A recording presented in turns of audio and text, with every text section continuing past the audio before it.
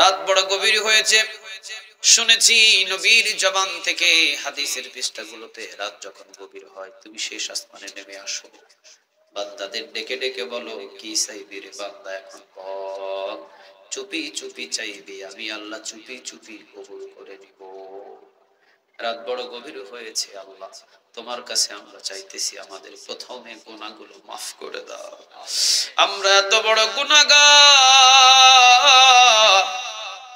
কেউ জানে না তুমি ছাড়া আল্লাহ।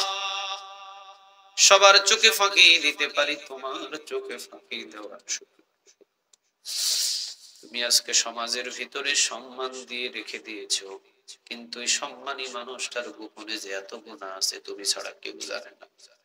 আল্লাহ তুমি বলছো বান্দারে, তোর গুনার খবর যদি তোর ছেলেকে আমি বলে দিই, তোর ছেলে তোকে বাপ বলে ডাকবে না। তোর গুনার খবর যদি তোর বিবিকে বলি, তোর বিবি তোর ভাত খাবে না। তোর গুনাহের খবর যদি মসজিদের ইমাম রে বলি, মসজিদের ইমাম তোর বাড়িতে দাওয়াত খাবে না। এই বান্দা, বান্দারে, তোর সকল গুনাহ আমি আল্লাহ রহমতের চাদর দিয়ে ঢেকে রেখে দিয়েছি, কাউকে জানাই নাই, কাউকে শোনাই নাই।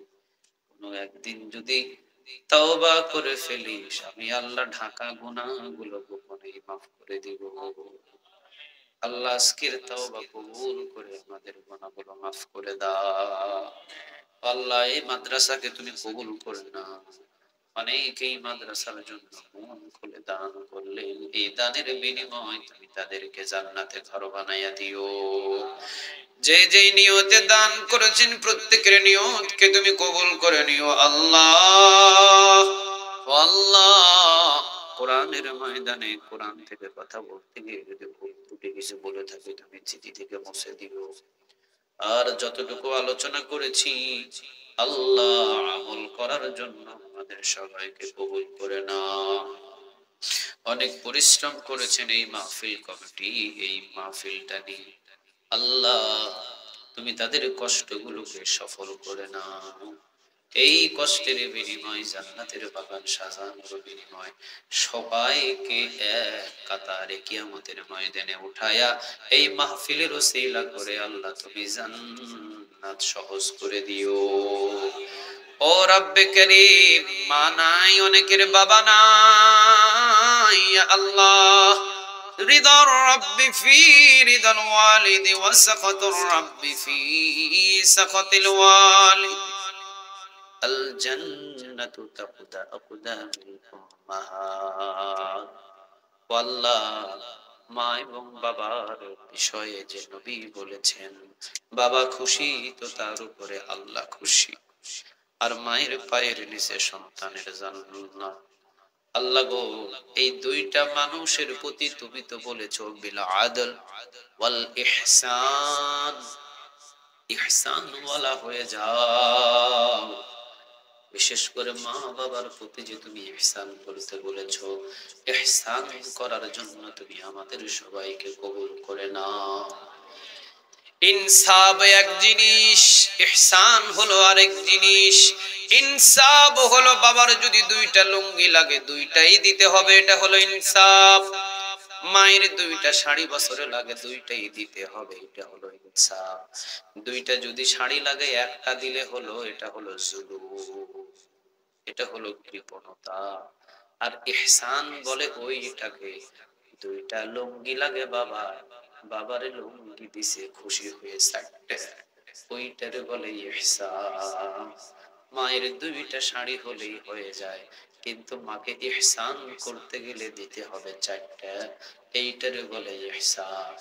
মা টাকা চাইছে ছেলের কাছে, বাবা 100টা টাকা দে, 200 টাকা বাকিরি করে দিয়েছে। মা বলছে চাইছি তো তোর কাছে 100-200 টাকা দিলি কেন?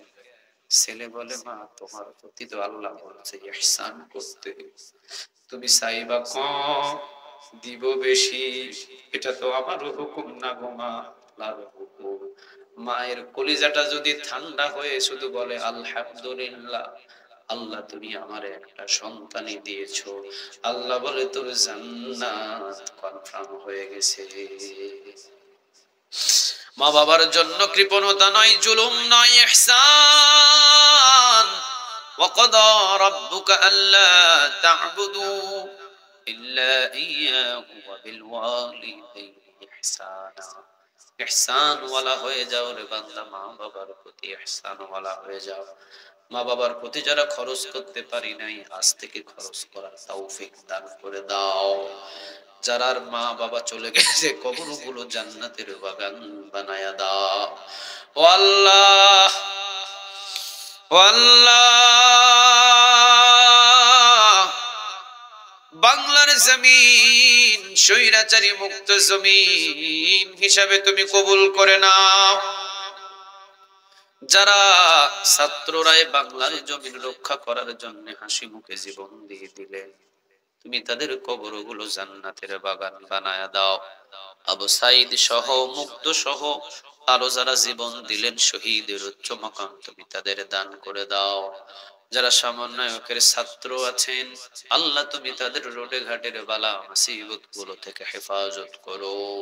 ও আল্লাহ, এই কোরআনের রাজ কায়েমের জন্য কয়েকজন দামি দামি মানুষ জীবন দিয়ে গেছে। আমার মতো মাহমুদুল হাসান মারা গেলে কোনো অসুবিধা ছিল না। আজকের মাহফিলের যিনি মসজিদের খতিব, উনিও মারা গেলে কোনো অসুবিধা ছিল না। আজকের মাদ্রাসার শিক্ষক গুলো মারা গেলে অসুবিধা ছিল না। কিন্তু এমন একজন মানুষ কোরআনের জন্য জীবন দিয়ে গেছে, যারা হাতে হাত রেখে হাজারেরও বেশি মুসলিম কালেমা পড়ে মুসলমান হয়েছে। আল্লাহ, তুমি এই আল্লামা সাইদি রাহিমাহুল্লাহ কবরটারে জান্নাতের বাগান বানায়া দিও।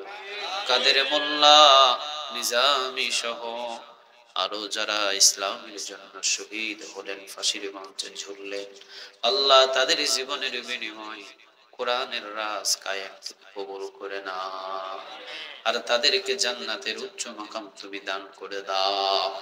ও রব্বে করিম, ফেরাউন একবার ক্ষমতা থেকে নামার পরে দ্বিতীয়বার যেমন আর উঠতে পারে নাই, নমরুদকে একবার ক্ষমতা থেকে নামানোর পরে নমরুদ যেমন আর কোনোদিন বসতে পারে নাই, বাংলাদেশের স্বৈরাচারী তুমি নামাইছো, আর যেন ফেরাউন নমরুদের মতো বসতে না পারে এই সুযোগ আল্লাহ তোমার এই জমিনে যেন না পায়। তোমার ফেরেশতাদের গোয়েন্দা বাহিনী তুমি নিযুক্ত করে দিও।